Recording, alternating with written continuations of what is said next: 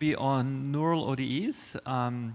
This is actually a Shiv Davay, and he's actually from the Thomas Jefferson High School of Science and Technology. So he will tell us about his work, and go ahead. Thank you so much for your introduction. So my project is NeuralODEs, modeling synaptic tagging and capture dynamics, and I'm a rising high school junior at Thomas Jefferson High School for Science and Technology, so pardon me if I make any mistakes because I'm still a novice in the field.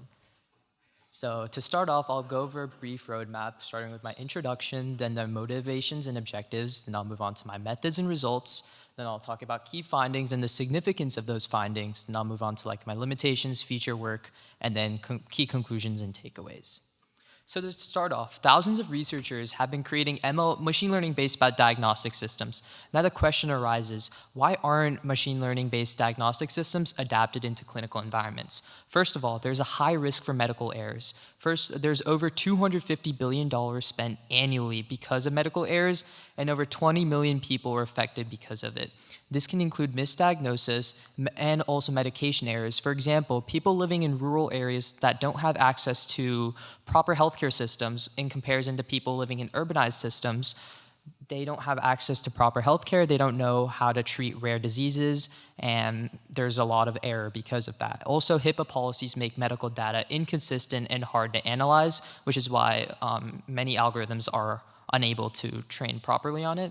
So moving on to the next portion is why ANNs are foundationally incorrect in terms of a biological relevance. It's because in terms of neuroscience principles, there's different mechanisms involved. For example, backpropagation, it works bidirectionally while accessing the entire neural network, whereas neurotransmission works in one direction, it's unidirectional. So as mentioned before, my motivation was 30 million Americans are currently undiagnosed or misdiagnosed with various conditions with no cure or treatment plan existent. And recently I read about how Geoffrey Hinton won the Nobel Prize in Physics for his work on backpropagation. So my research objectives included addressing the biological implausibility of backpropagation and modeling memory consolidation and synaptic plasticity mechanisms, and to create a framework in doing so while achieving a high prediction accuracy. And I wanted to ensure that the model follows a top-down approach rather than a bottom-up processing to ensure that it matches synaptic plasticity and memory consolidation. So as a result, my research question was, can prospective configuration serve as an effective alternative to backpropagation for modeling the STC hypothesis, and would using Julia over Python offer advantages in solving the associated ordinary differential equations? And I hypothesized that both of these would be plausible. So first of all, let me talk about some key limitations of backpropagation. So first of all, it violates Dale's principle, which states that neurons can't be both excitatory or inhibitory, so it has to be one of the two. And because of this, backpropagation uses global error signaling to be able to optimize the learning patterns and the weights properly. And moving on to the STC hypothesis, it is supposed to model memory consolidation and long-term potentiation, and it is a critical mechanism for doing so. And the three features that I used in coding my NeuralODE were time, synaptic strength, and protein plasticity-related protein concentration. And here are the two ODEs in my mathematical framework.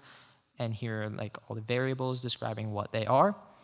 So explaining about just me giving my version of what I think a NeuralODE is. They're an extension of neural networks for continuous time domain, and they're able to handle irregular time series data. For example, in the STC hypothesis, protein concentration is far more variable than synaptic strength, so having a model that's able to capture both types of data is very important, which is why NeuralODEs were optimal for this project in comparison to other algorithms that I could have tested.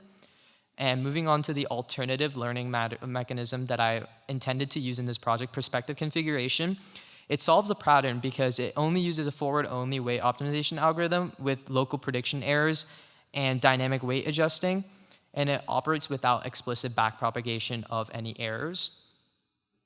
So the key Julia resources that I used were differential equations. The key packages that I used were differential equations, flux, and plots. And here's a code snippet of the NeuralODE that I coded.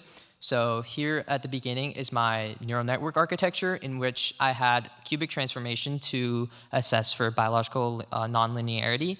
And then I had 2 hidden layers, and then my output layer condensed my 50 neurons into the 2 results that I wanted for synaptic strength and protein concentration. And here are my neural network parameters, and then here's my NeuralODE, which is taking into the time span, and then it uses the ODE solver, and then it saves all the solutions at these time points. And here's my loss function as well. So I had 2 synthetic data sets throughout this project. One was a clean data set, and one had Gaussian noise to mimic biological variability. And on the right side is the figure with the Gaussian noise. As you can see, the protein concentration is incredibly variable, and the synaptic strength, which is the connection between 2 neurons, is far more gradual change. So having a model that could model both of them at the same time simultaneously is something that I intended to have. So the final NeuralODE model architecture, in combination with prospective configuration, consisted of the NeuralODE along with prospective configuration. And I tested variable training testing splits like 80-20, 70-30, and 60-40 to find the best optimal fit. And then I defined my initial conditions, and then I implemented prospective configuration, and then I used different optimizers and combinations of them, a BFGS, AtomW, Atom, and RMS prop, because those were key optimizers that I'd found that were used in previous literatures. And so I had 14 different experiments when I was training for hyperparameters, and experiment number 7, which was a combination of AtomW and BFGS, turned out to be the best one. So in terms of my results, here are my results with 80-20, 70-30, and 60-40. So this 80-20 had the best results with an 89% of accuracy, which is significantly higher than the baseline, which is set around 70 to 75%, depending on what type of model you're using. And this is another graph showcasing the loss in accuracy with regards to time and epochs that I trained it on. And the statistical analysis showed that the predictions were extremely close to the actual data, which showed that this model has a huge future, and it can be used, and it can successfully replace backpropagation. And the key findings were that NeuralODEs were able to effectively model synaptic dynamics, and it was able to remain stable even when Gaussian noise was incorporated to mimic biological variability. And I was surprised because hybrid optimizers were not something that came across very much when I looked in the previous literature, and I just tried it just because I thought it could work maybe to optimize it further. And it was something that worked and improved accuracy more than expected. From like, I was in the 81 to 82 range, and it went up to like the 87 to 89% range in terms of accuracy, and it captured like the complex interaction between synaptic strength and protein concentration. So some constraints that I had throughout this project were there were no in vivo based recordings that I had, so I had to use synthetic data sets to do this. And there's a high computational cost because I ran all of this locally. I didn't have access to like a supercomputer, and I didn't have any like university based connections that I could utilize to work at this further. And the conclusion was I was able to accurately model the STC with an 89% accuracy, and was able to ensure that my results were biologically relevant. And I was able to validate that prospective configuration is a valid alternative for backpropagation.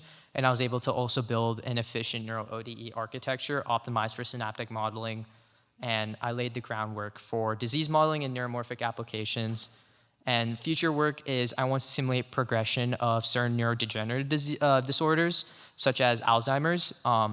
This is an app, I would say, that I kind of just built, and I just wanted to add an image of it, as something that could be used in a clinical environment when patients are being compared between having Alzheimer's or not. Because of synaptic degradation, the protein concentration decreases with regards to time. So a control patient is going to have a lot more proteins that are, with regards to neurotransmission, that are transmitted, and then the synaptic strength will still be gradual change, but it'll still be like between 50 to 100%, which is what 0.5 to 1 means. Whereas you can see in the Alzheimer's patient that the synaptic strength is decreasing with regards to times, and so is the protein concentration. So yeah, and I want to, in the future, work towards modeling STDP, which is another plasticity-based mechanism, and also validate this model with potential electrophysiology recordings from rats or humans as well. and accelerate training using better computers as well. So yeah, thank you.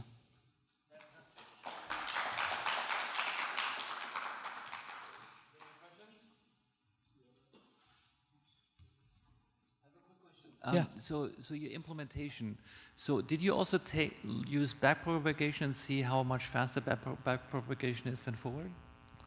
Yeah, so I used both. I tested both backpropagation and so I tested efficiency as well in terms of backprop and what do you call it? Prospective configuration, and then I tested it in both Julia and Python to see which one is more efficient. And as you can see through this figure, Julia is far more efficient because it's meant for scientific machine learning. It's meant to handle these ordinary differential equations. Okay.